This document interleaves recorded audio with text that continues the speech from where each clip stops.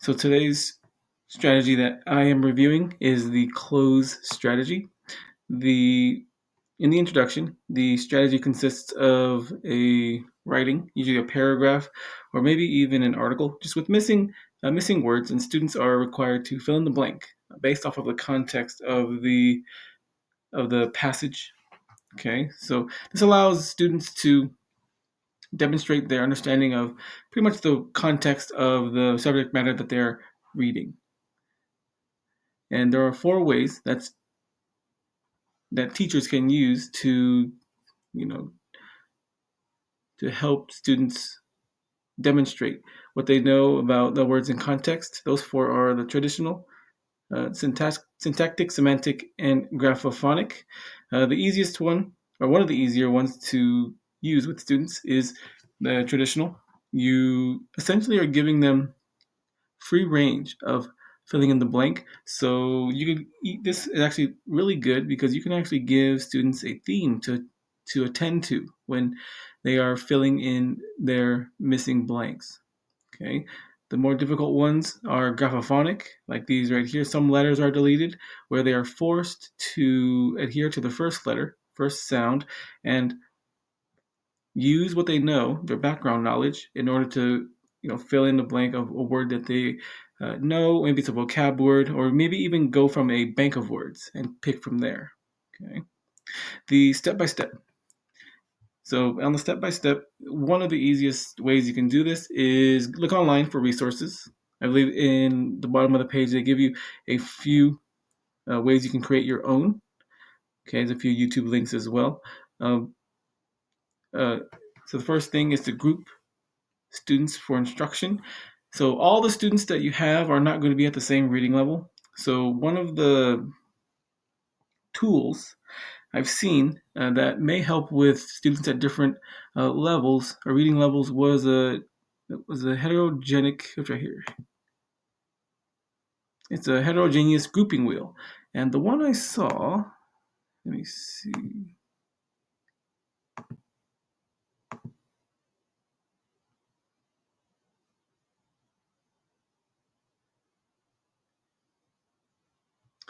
Where's it? Where's the wheel? Well, the one I saw grouped your high-level readers with your mid-level readers with your basic readers. Okay, so this kind of gives you an even distribution. Yes, like something like this. Where there it is, right here.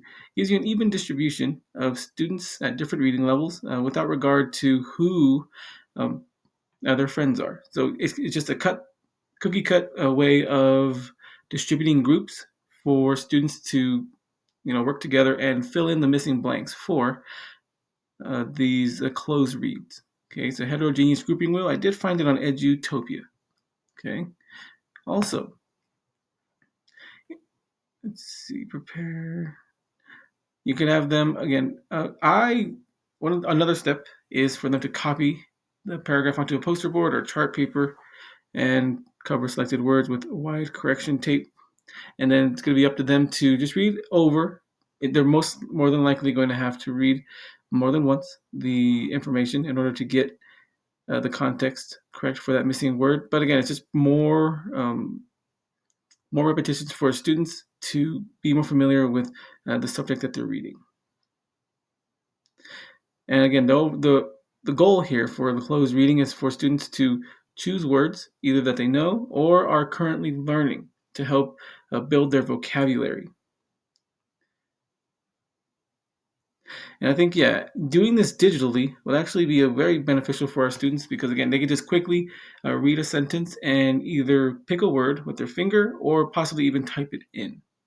Okay, so here are some of the resources we have in order to make our own closed reads.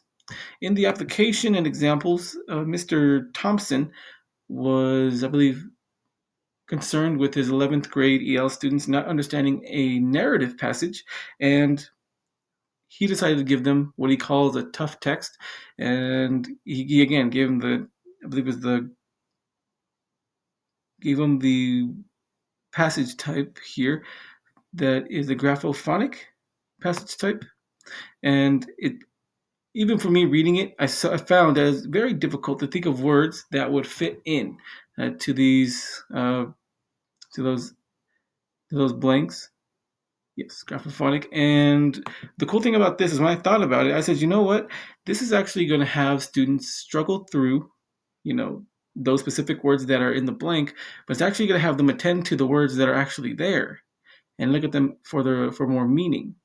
So they're going to be looking for more meaning in the words that are around the blanks, and you're going to have to think of a scenario that will work uh, with the context of the passage. So I found this to be very interesting because most of my students, if I were to give them something like this at their level, they would finish it and move on. But I think making it very rigorous, very difficult, might be a better option because it'll force them to, they wouldn't be able to complete it. And if they did complete it, it most likely won't make sense. So they're going to have to take the time to really dig deep and ask questions with their group and pretty much have that student discourse in order to figure out and come to a consensus what this is talking about. Okay. And one example I thought of, actually, no, I read it in the step by step, was the crosswords. I actually have a quick example here. One for geometry. I looked at this and I read and I said, okay, wait. Angles of a triangle that are not adjacent to a given exterior angle. One cool thing here is you could even have this in Spanish, you know, to have the direct translation between the words and have even your ELs and even your regular students just kind of know that this is going to be for both, just like we do in real life when we have, you know, give information to the students to give to their parents. It's usually double-sided and in Spanish and in English. So this could actually be very beneficial to have academic language on one side in English and academic language on the other in Spanish. Okay. So this is actually, I think, a good idea, something I would think of implementing when I do, if I were to do a cloze read, more like this, fill in the blank completely, but given the definitions of some of the attributes and some of the properties of these geometric shapes and vocabulary terms. Okay. And the last portion,